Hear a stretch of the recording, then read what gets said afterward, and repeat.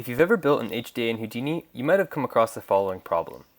How can I switch between visualizing different steps or visualization geo inside my HDA? Say you have a fracturing setup like this one.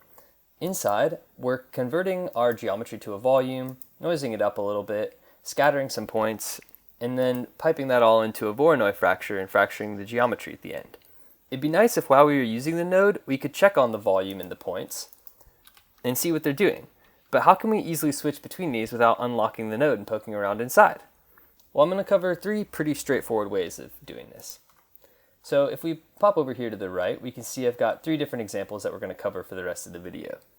The first method I'm going to cover is a drop-down tied to a switch stop. And inside the switch stop, we pipe in all the different things that we want to visualize and in the order that we're going to have them in our drop-down menu. The second method is pretty similar in that it also uses a drop-down menu, but we're going to add a second output, and through that output, we're going to pipe all of our visualization geometry and leave the primary output untouched.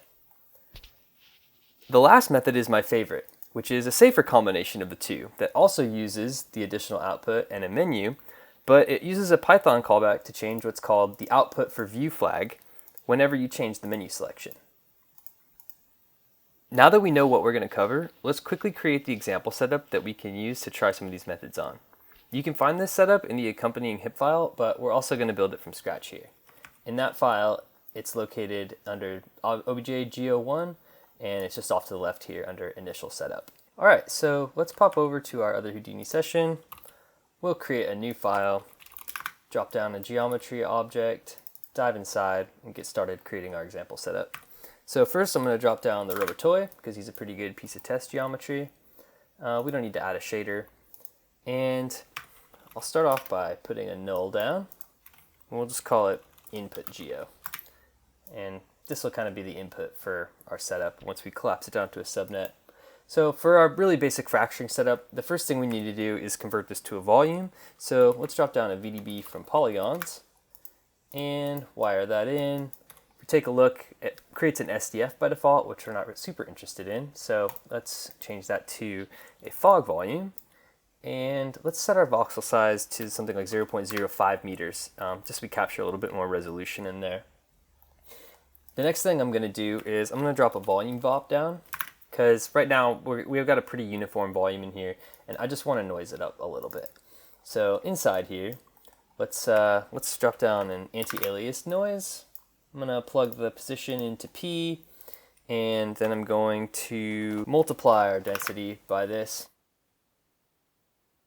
The anti-alias noise gives us values from roughly 0.5 to negative 0.5, so I'm going to drop down a fit range node, and I'm gonna leave the source min at 0, but bring the source max down to something that'll keep it really crunchy, like 0.1, something like that, just for this example.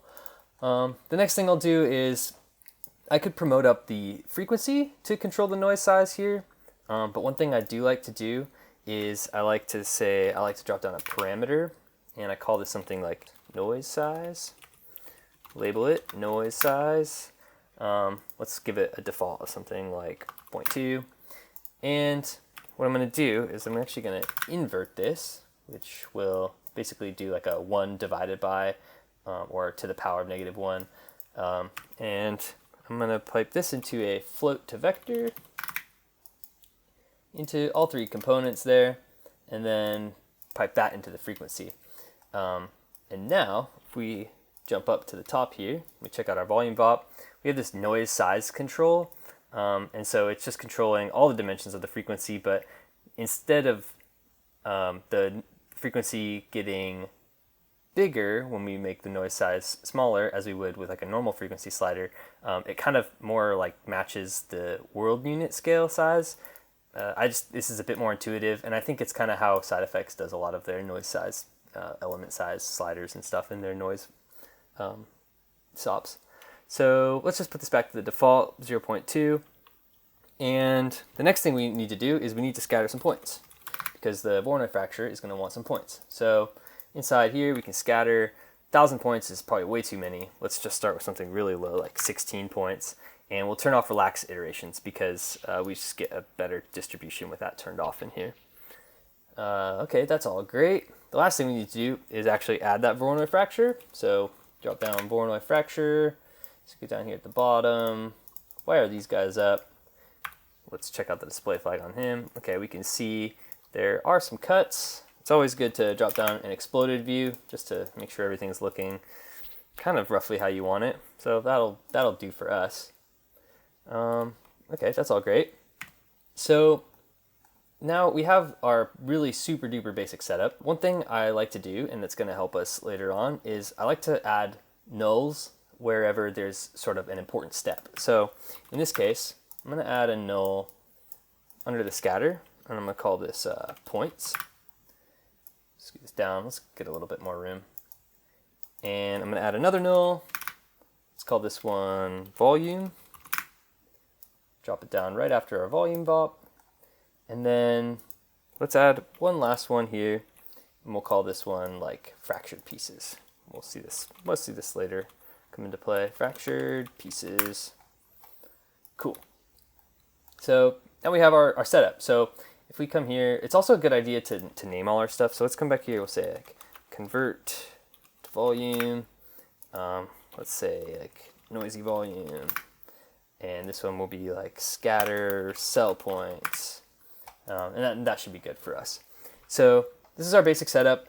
If we change the noise size, we'll see that our cuts are going to be different because our points are going to be scattered in different places.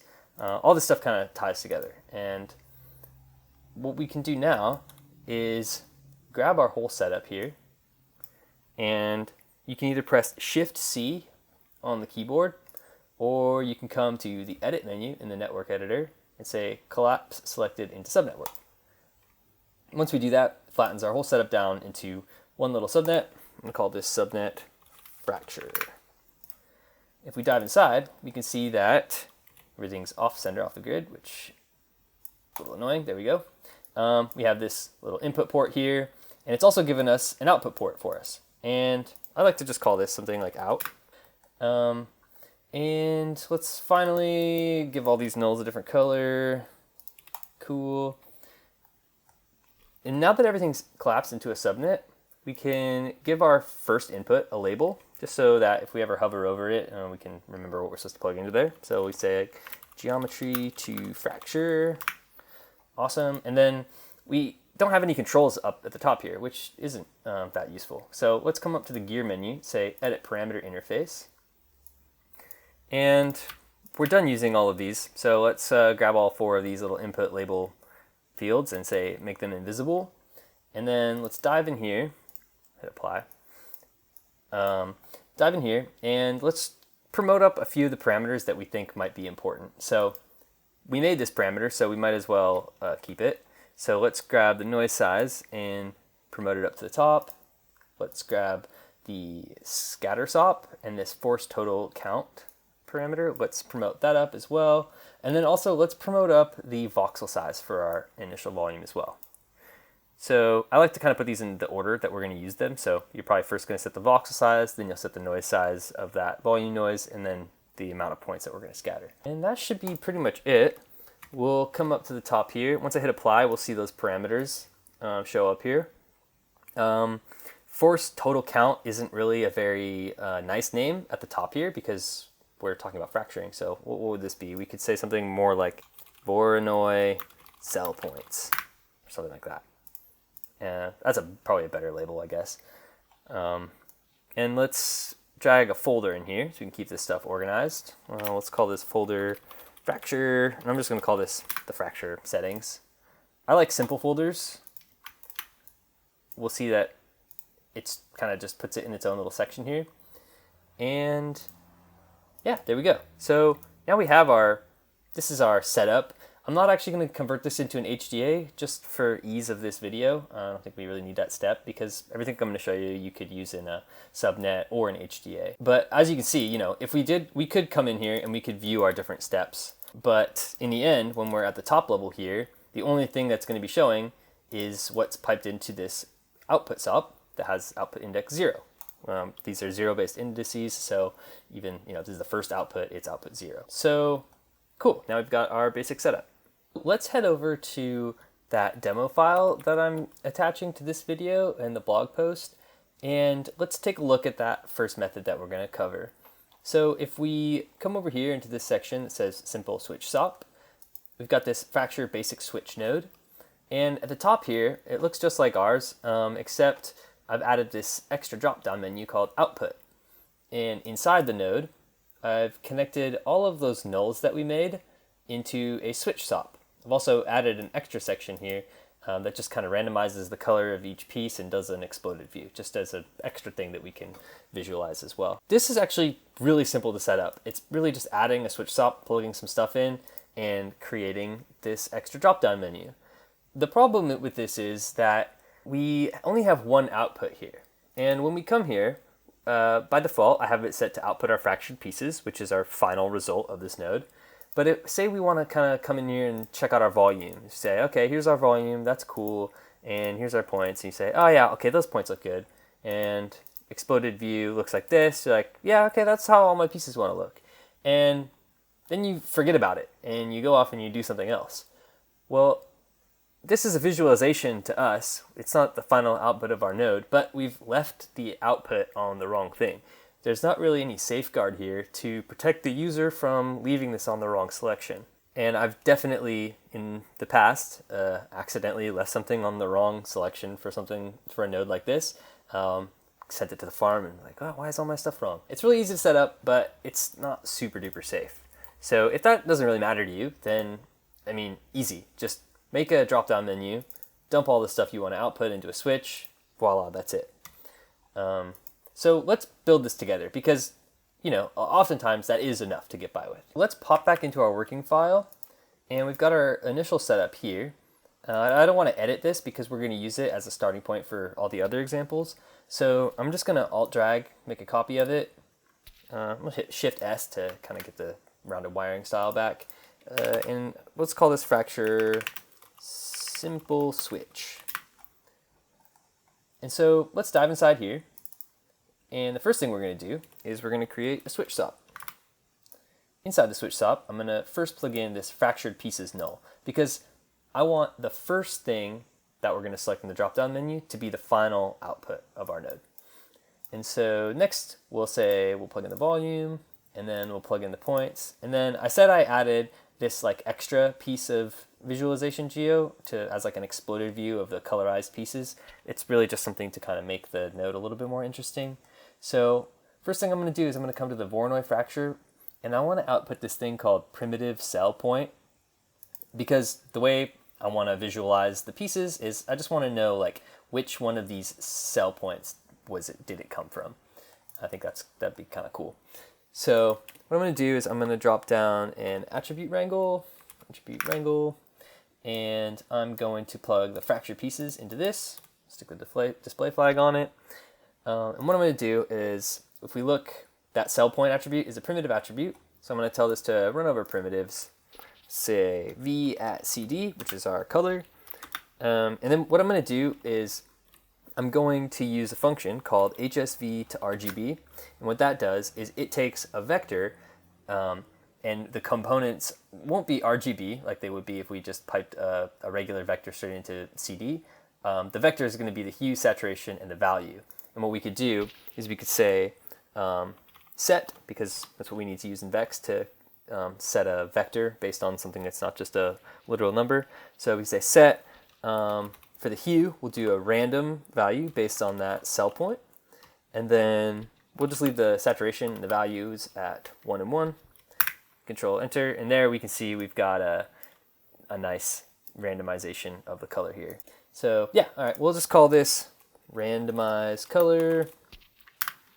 And then I said we'd add an exploded view, so let's just add an exploded view. And we're going to dump that into the switch as well. But since this is also its own kind of thing, let's just call it, let's give it another null, like a little anchor null like we did up the top. Call it viz pieces. Again, let's make that node black. And I'm going to call this switch outputs. And finally, I'm going to plug this into the output of our node. And these wires are kind of all crossing over each other. So if we hit Shift S, change it to a rounded wiring style. I mean, they're still crossing over each other, which isn't super cool, but you know, that'll do for us for now. All right, cool. So let's see what we got going on up top.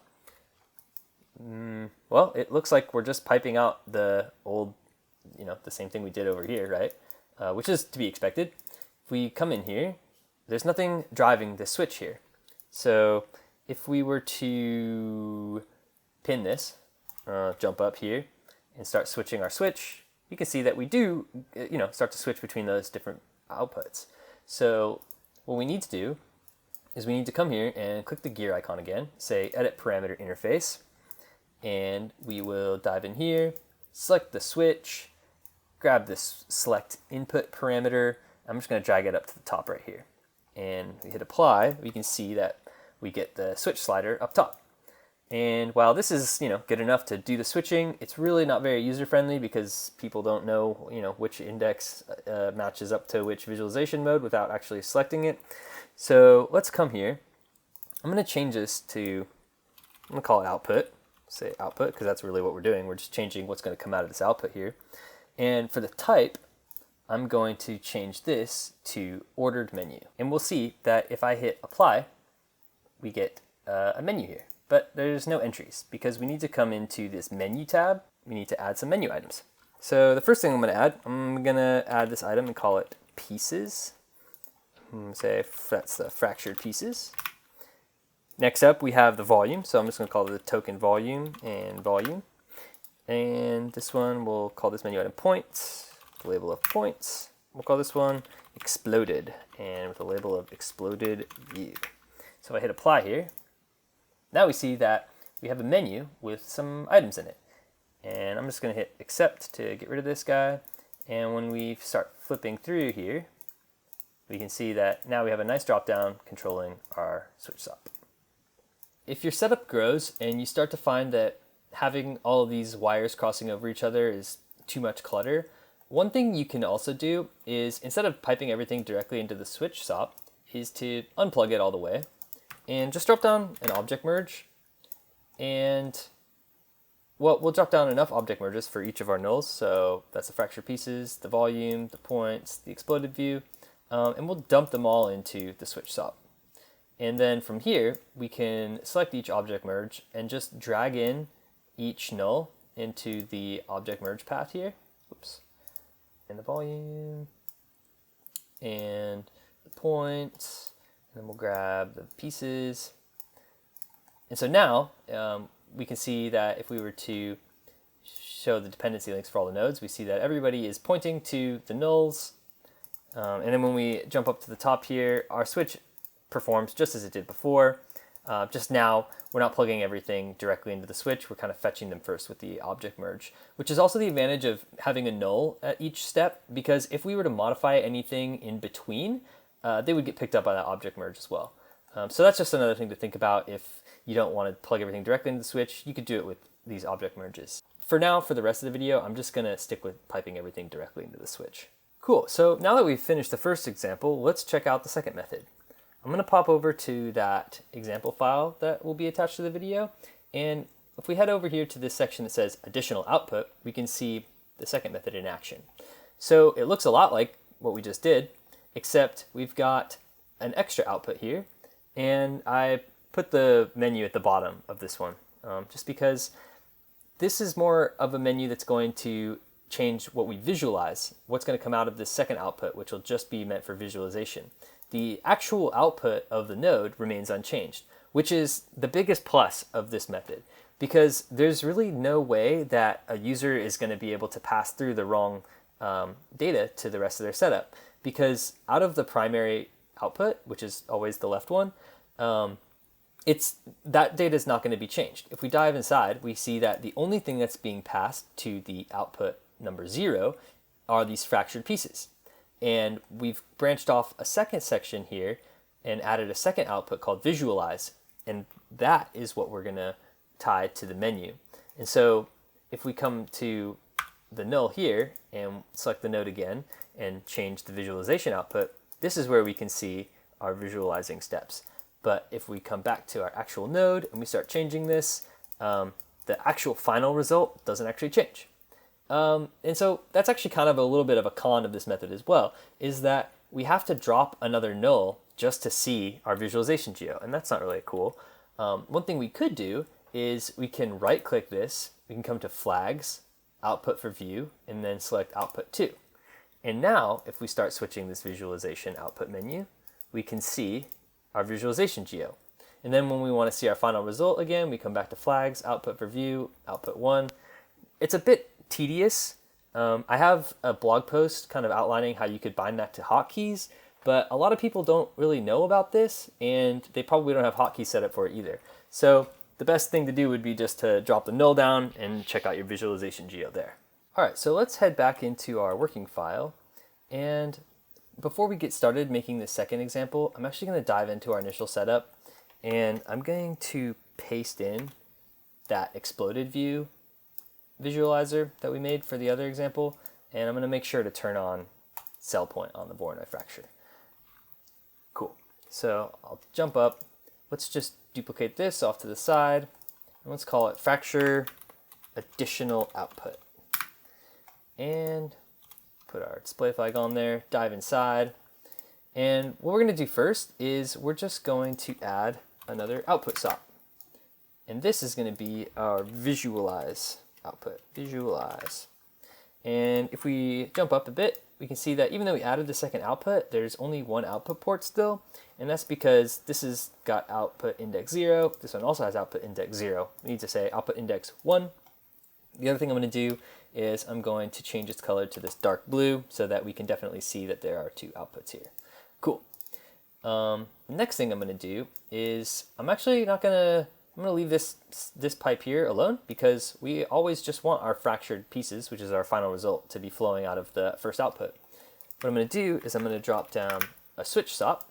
We'll call it switch outputs and plug it into this output. And I'm just going to plug stuff in just like we did in the first example. So grab the volume, grab the points, grab these pieces. And then if I stick the display flag on here and start switching this input, we can see that our switch works. Great. But when we come up here, we're still just outputting those fractured pieces. Awesome. So let's hook up the UI. So we'll click the gear, go to edit parameter interface, dive inside again, select that switch SOP, and grab that select input parameter, click and drag it to the bottom. I'm going to put it at the bottom. You can put it wherever you want. I'll create another little folder. We'll call it folder viz. Call this visualization. And make it a simple folder. And I'll drop that parameter inside of it. And let's name it. Let's call it, I don't know, output viz. We'll call this, let's give it a label of visualization. And now we can jump up again, so we can take a look at the UI. Nothing's there until we hit apply, and we just have the switch. When we slide the switch, nothing happens in the viewport because our display flag is on the node, which is by default just viewing this output. So in order to see our visualization, we need to drop another null down, plug it into our second output, put the display flag on here. Now when we slide our switch, we slide between our different visualization options. Again, an integer slider, not the greatest user-friendly thing, so let's change it to an ordered menu. Go to the menu tab, and this time, remember we don't have the fractured pieces as the first thing. We've got the volume, so let's cut the volume, points, and then exploded. Cool, and say apply. Now, apply and accept. So now the visualization here is the volume. We can change it to points, exploded. And then when we put our display flag back on here, we just see the fractured pieces. And if we were to say we were going to pipe this into another node, say our different exploded view, we'll see that the result is the fractured pieces coming through, no matter what we set this visualization menu to, which is perfect because now we're protecting the user from accidentally leaving it on something that they didn't mean to leave it on. Don't need that. Again, like I was saying, if we did want to just keep our display flag on this node but still see the result of our visualization, we can go to the flags, output for view menu, and select this to output to.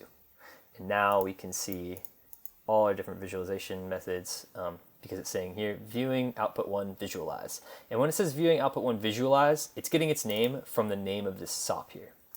If you had this wrapped up into an HDA, you would need to set that inside of the type properties. There's a section where you can label your outputs, and that it'll grab its name from that. So cool, that was pretty easy. The next one we're going to check out is a combination of this method and the simple switch. And instead of having to drop a null down, we're going to use some Python to switch between the two. All right, so back here in our demo file, let's come over here all the way to the right and check out this section that says output for view flag callback. This is going to be the last method that we're going to cover in this video. So you can see that there's two nodes in here. They basically do the same thing. They've just got a slightly different interface. So we're going to cover how to make both of them, but let's look at the first one first. So if we check out this guy, we can see that we have a menu that's called display, and we're displaying the fractured pieces right now. And if we click through, we get an option that says visualization geo. So now we can display the visualization geo, and another menu unhides itself, and we can select which visualization we want to look at. Cool. And then just to confirm, if we actually check the output of that first output, we're still getting just the fractured pieces as we would expect. The second option, very similar, except instead of having two menus, we're kind of back to that first method where we have a single menu and fractured pieces is up here at the top, but we still have two outputs. When we switch to the next index in the menu, it automatically switches to view the second output for us. So we can switch between any of our visualization modes, but as soon as we go back to fractured pieces, it switches us back to viewing our normal primary first output. Let's flip back to our working file, and instead of duplicating the initial setup like we have been doing for the previous two examples, let's just grab what we just finished with this fracture additional output setup and duplicate it. Since we're not actually going to change much inside the node, we're really just going to focus on the interface here. So I'm just going to call this fracture auto output switch, and I'm going to leave everything alone inside for now, but I'm going to come up to the gear menu here, go edit parameter interface, and I don't need this visualization folder anymore because I'm going to drag this up to the very top and hit apply, and now we can see that the menu is just at the top here. The node functions exactly the same. What we're going to do is we're going to add another menu. So I'll come here to ordered menu on the left hand side under create parameters. I'm going to drag that over to the top here. And this menu isn't actually going to be linked up to any parameter. We're going to add a callback to it and have that change the output for view flag for us whenever we change the menu selection. If you've never written a parameter callback, they can be super simple. Whatever code you put here in the callback script section gets executed whenever you change the parameter. So for this parameter, I'm going to call it display, and we'll give it the label display. And for the menu items, I'm going to have one called output, and we'll just call it fractured pieces because that's sort of like what our expected output of this node is. And then here I'll have another token called viz, and here we'll just name the label visualization geo. We hit apply. Now we can see we have two menus. We have display, and when we click it, we get two items here. And whenever we change it, nothing actually happens because we haven't written our callback yet. When we're writing a callback, we have access to something called the kwargs dictionary. And so if we come here into the callback script and we do something super simple like print kwargs, we can see that Houdini is going to give us a Python dictionary with a lot of super useful info about the parameter and its current state. So when I add this print kwargs in here, and I come here and I change the display menu selection, if we look down here in the Python shell, we can see that it printed out a whole bunch of stuff here. In this case, what we're really interested in is this key called script value. And here we can see that script value is equal to viz. And viz is the token that we gave to this menu item, visualization geo. Double check that here, menu, output, and viz. If I come back and I switch display to fractured pieces, we check out that script value. Now it says output. Do it again, viz. Awesome. So instead of just printing kwargs out, what we're going to do is every time the parameter is changed, let's update our output for view flag to output 0 when the menu is on fractured pieces and output 1 when it's on visualization geo. Let's quickly see what I mean. If we come down here into the Python shell let's add a couple new lines just to clear it out a little bit. We can drag in our node over here. So I'll say node equals, drag in this node. And if we start typing, we can see that there's a method here called set output for view flag. And it just takes an integer value, 1, 0, 2, 3, 4, however many outputs you have. So what we can do here is we can say like set it to 1. And we can see now it switched it to viewing output 1, visualize. I want to put it back, set it to 0. Cool, really easy. So now let's just take that same idea and have it run in our callback script whenever we change this menu. So what I'm going to do is, if you saw in that kwargs dictionary, we also have access to the current node. So what I can say is I can say kwargs node dot set output for view flag. Let me make this a little bit bigger so you can see it. Kwargs node dot set output for view flag. And we can do this a couple different ways. So we know that the token it's going to give us back here in the script value is whatever the token for the currently selected menu item is. So we could say something like kwargs script value equals viz. So whenever this callback runs and the script value is equal to the visualization geo, this is going to evaluate to 1, which means it's going to set that output for view flag to 1, which is going to set it to this second output here. And vice versa, when it's not viz, it's going to be 0, and it's going to output our actual geometry here. So I'll hit apply, and let's put our display flag on here. And let's see, if I switch this to, I got to jog it a little bit because it was on the wrong thing. And so if I switch it to visualization geo, it switches the output there, back to factory pieces. Perfect. It's exactly what we're expecting. I can just change the visualization just like we've seen before. Cool. The other way we could do this is we could say, instead of looking at the script value, we could say kwargs parm, which is the current parm that we're running the callback on, dot eval as int. And what that's going to do is that's just going to return which selected menu index we're on and set the output to be whatever that is. So here it's 0, here it's 1, here it's 0, here it's 1. It's kind of up to you if you'd rather use the token matching way or this way. But yeah, so you could do it however you want. The last thing I want to do is I just want to clean up this interface a little bit. So I don't like having the two menus stacked on top of each other. I think it'd be a little bit nicer if we grab this display menu here and say horizontally join to next parameter. And we can see that they're all on one line. And then we can actually hide the label for the visualization menu. And then it looks like this. When we come here and we say fractured pieces, it's a little confusing if we don't have the label, like what this volume menu is. It's like, oh, okay, well, I don't know what that is.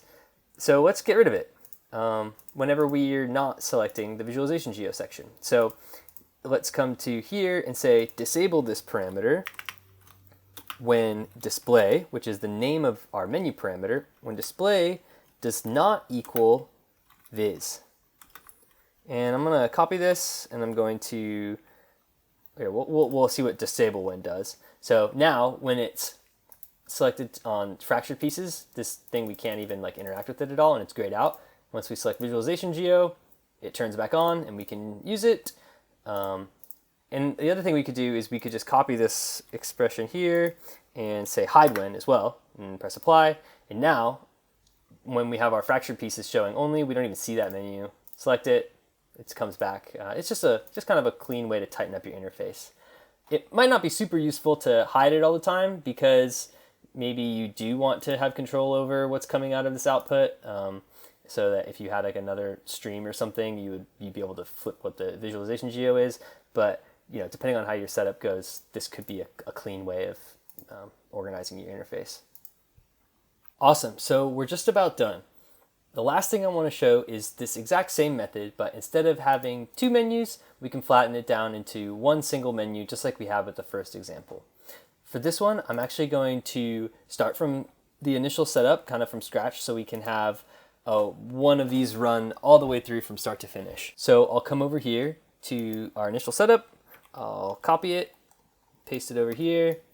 Let's just call it fracture auto switch single menu. Cool. So what I'm going to do is inside, remember we don't have a switch or anything, so I'll come inside. I'm going to drop a switch stop down. I'll name it switch outputs, and then I'll create another output SOP. That's going to be called visualize. We'll make it a blue color here, and I'm going to leave this stream the way it is, and I'm going to come through here. I'm going to plug in the volume, the points, the viz pieces section here, and that should be just about it. Let's add a little bit more room here. Great. Let me hop up to the top here. I will open up the gear menu, and I'll dive inside here. I'll come to the switch, drag the switch over up here to the top, and I'm going to name this parameter display,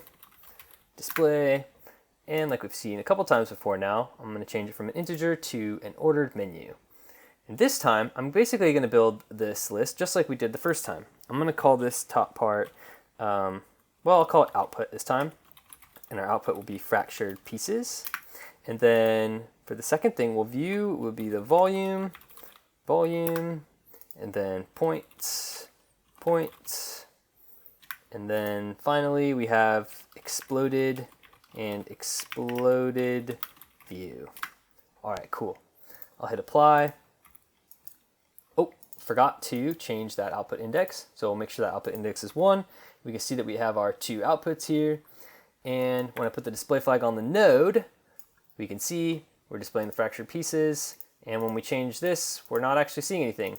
We're going to have to go drop a null down and check out our visualization geo that way. But we'll also see that it's not quite lining up, right? Because we have it on points, but we're seeing our exploded view. When we have it on volume, we're seeing our points. That's because our menu has 4 items in it, and our switch only has 3. So we need to update our expression here to say whatever the menu is, -1, because we're going to ignore the first index of that menu, because that's essentially just going to be piped out to the output. So we'll just subtract 1, and then we'll get ourselves on the proper index. So if we check out our visualization geo now, we're viewing the volume, we're viewing the points, and the exploded view. Awesome. When we switch it back to fractured pieces, obviously nothing shows up because we're out looking at this visualization output. Let's get rid of the null because we're not going to need it. The last thing we're going to do is we're going to add a callback to this menu now that does pretty much exactly what we did with the last callback script. We're going to say kwargs node dot set output for view flag. We're going to set that to be kwargs script value when that does not equal output. So when that does not equal output, this will evaluate to true, 1, second output 1. I'll hit apply, and now we can change the display menu from fractured pieces to volume, and we see that it switched to viewing out of this second output here, volume, points, exploded view, back to fractured pieces, and it clears out that output for view flag for us. So that's pretty much it. I think this is my favorite method because it only requires a single parameter. The user can't mess it up like by passing out the wrong thing, just like we couldn't with the other previous examples. And then you also do still have access to the second output if you wanted to do something like maybe you wanted to visualize your volume alongside your fractured pieces. So we could like put a null here and say like, okay, let's transform it